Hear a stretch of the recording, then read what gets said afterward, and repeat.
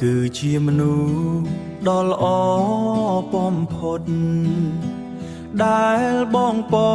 ងទុកជាយូរខែឆ្នាំអូនគឺជាមនុស្សដ៏សែនសំខាន់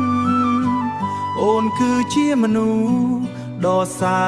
នសំខាន់នៅក្នុងជីវិត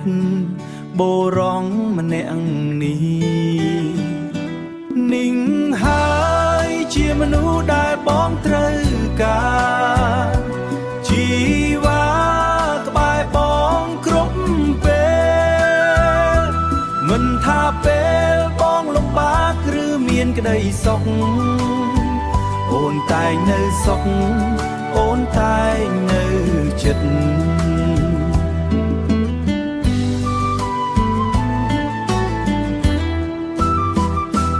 រឿងរ៉ាវខ្លាំង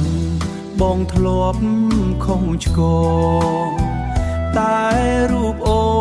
ននៅតែស្រឡាញ់បងអូនអាចអត់ធ្មត់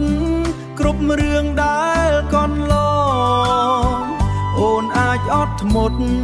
គ្រប់រឿងដែលកន្លងអត់ឱនឲ្យបងគ្រប់វេលា